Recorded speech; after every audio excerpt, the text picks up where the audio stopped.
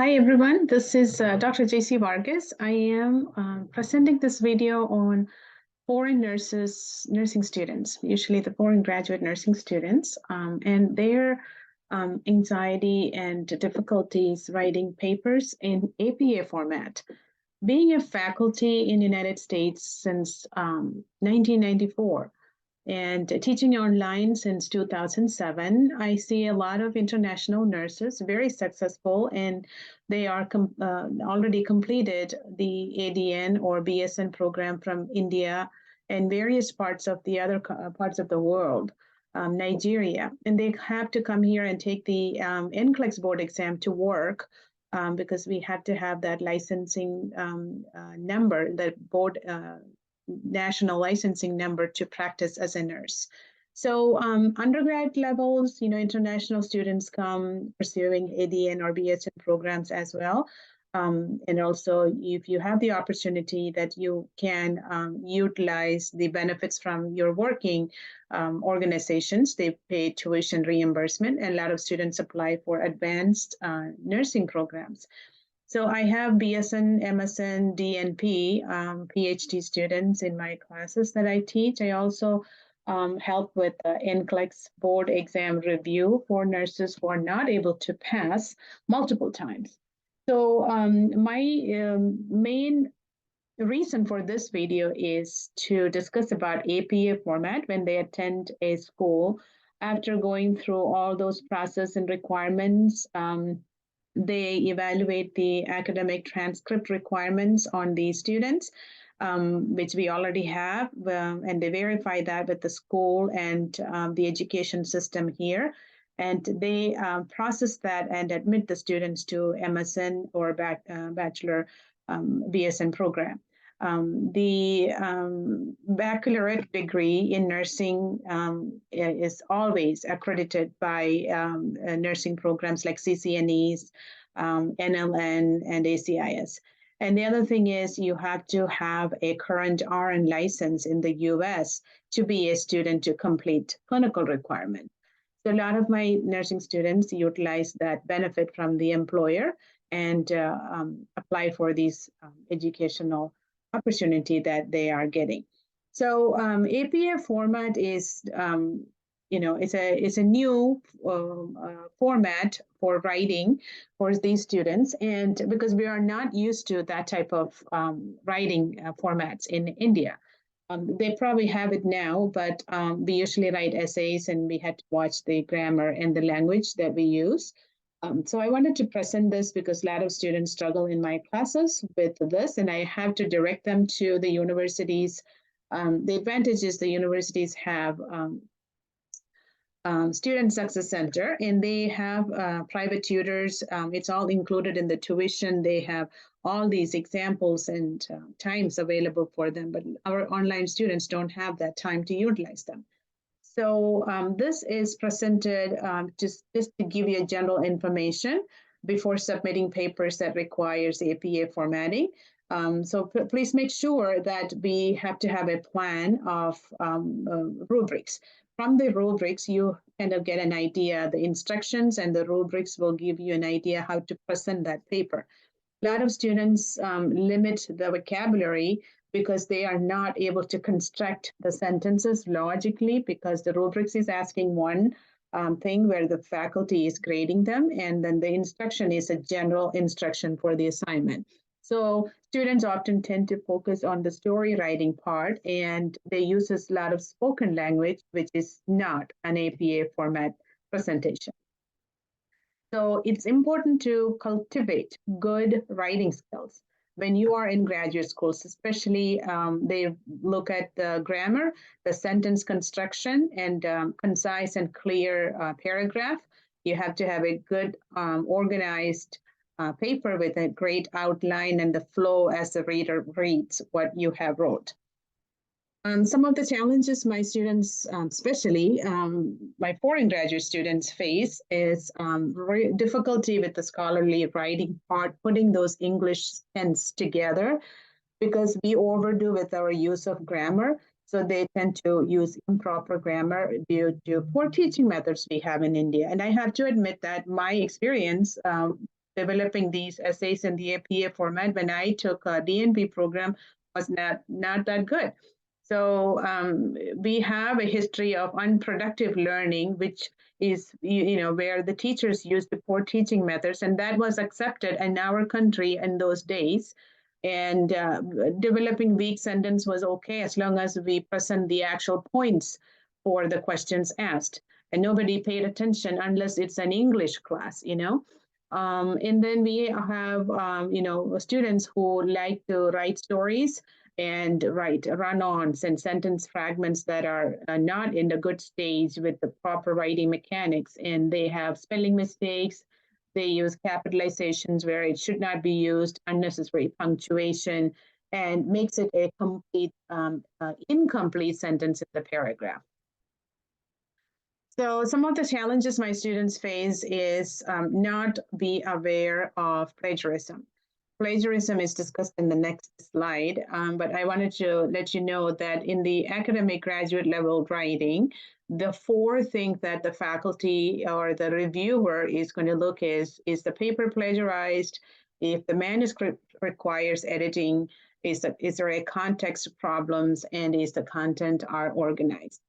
So here's plagiarism examples, and these are the two sources I use this slide from. Copying from a source but changing a few words and phrases to disguise plagiarism. These are examples. And paraphrasing from a number of different sources without citing them.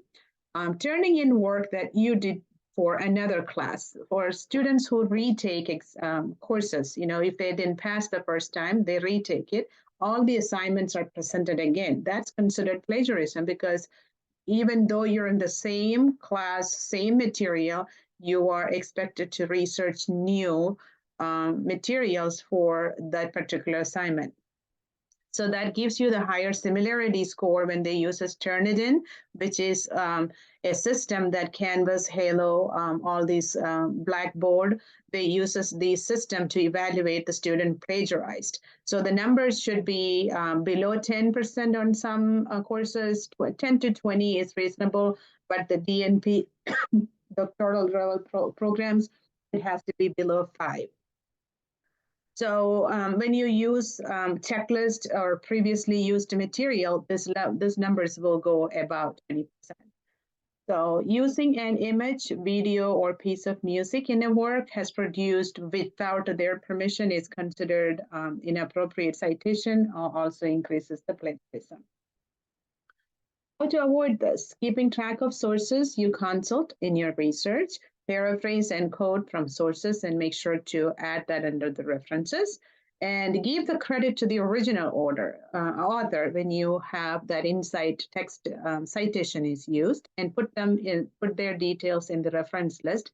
Like here, I used this 4 sentences from the scriber.com, plagiarism, how to avoid. So I'm giving them the credit because I did not develop this. So that's important to recognize where did you get the sources from. There are plagiarism checkers, which is similarity scores, usually sources like Turnitin before you submit those papers under those. How do you face these challenges as a foreign graduate nursing student? You have to organize, like I said earlier, ideas should be organized in a formal order. And you have to support your ideas by using references from academic literature, peer-reviewed journals. And you must use theories that connect to your topic and use your alternative explanation to support that. And when the reader reads your paper, there should be a flow, and they should be able to follow what you are saying. A lot of times I see papers where they start with one topic and the middle is completely like a mess and the end has nothing to do with the beginning paragraph. So you have to have a flow and the reader should follow. And you have to adhere with the university's policies regarding the percentage of the similarity score, the structure, the punctuation, grammar, and spelling. Like I said again, this is taken from this website, so I'm giving them the credit for these 5, even though I paraphrased it, but these 5 key points or how to deal with the challenges is from that website. Continuing to the next slide, scholarly papers, the use of active voice is discouraged. This slide is from my reviewer who reviewed my DNP paper, so her comments. The use of active voice was there. You have to brainstorm, organize, format, process, structure your sentences as you master your writing skills, and read books that are written in English, and also listen to English documentaries, English Bible verses, or movies. Watch English movies, watch English news, and so you can bring up that punctuation, this foundation of writing skills, the use of past, present, and future tenses when you develop a sentence using proper grammar. When my paper was submitted, I had 360 pages in the beginning. I was asked to cut it down to 126. So you can imagine during that time, I was completely lost. I thought I had a productive, heavy-weighted document to submit for my thesis, right? I completely lost my concentration. I was discouraged during this program because, in my mind, I was thinking they're doing this because I'm a foreign nurse. That wasn't the reason. So we always think that way. So what did I do? Even though I felt discouraged when I saw that, I took it as a challenge to successfully complete that without even using a help from the writer. We have help available here, Fiverr.com, Course Hero. There's so many online because this is all expensive, and we don't want them to do the writing for you. We just want somebody to look at the grammar. So desperate needs, we might use them to check the grammar. Grammarly is a built-in solution for this also. Continue to speak to your children. If you have children, speak to them in English and watch English movies, listen to English songs. These are the things that I use to develop my pronunciation, my grammar, and my writing skills. You can definitely work your way up with those tips. I'm saying that from my experience. Here's another key point for APA formatting. Sometimes the rubrics will tell you that the presentation should be in APA format, and the other times it's not required. So you don't have to stress over this with all the courses and all the papers, but it's always good to have that skill, writing references in APA format. Nurses find it very hard with assignments using PowerPoint presentation. Keep in mind, lately the technology and built-in computers have PowerPoint slides. Google Docs has a Google Slides, so you just have to use them and enter your ideas. So here's a few tips for the PowerPoint presentation difficulties. You want to identify the data, statistics should be used, figures and purposes should be used, and make sure it has a clean look.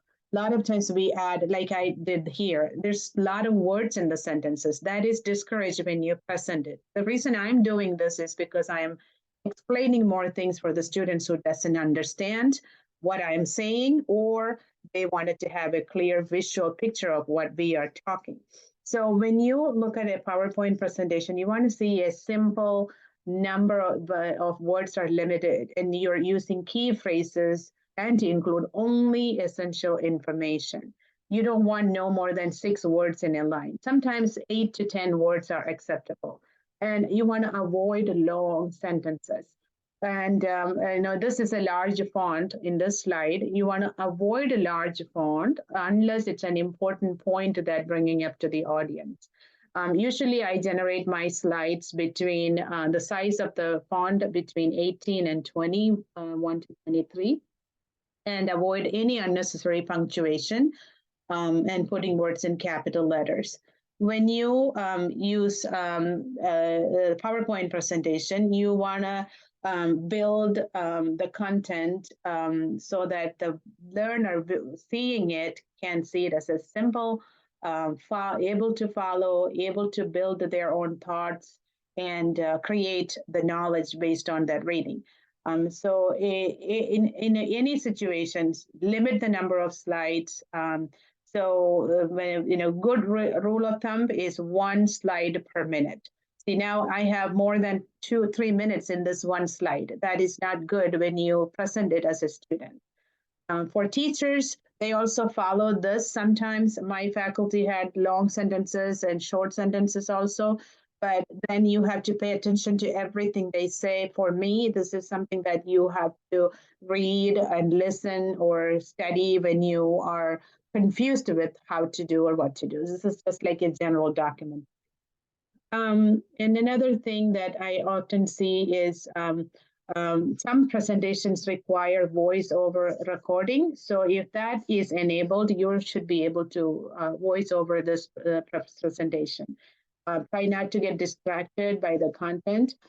Use examples and pointers. So there is no reason to feel bad if you missed any points. All of these are available in these resources, which I have cut and pasted from the online.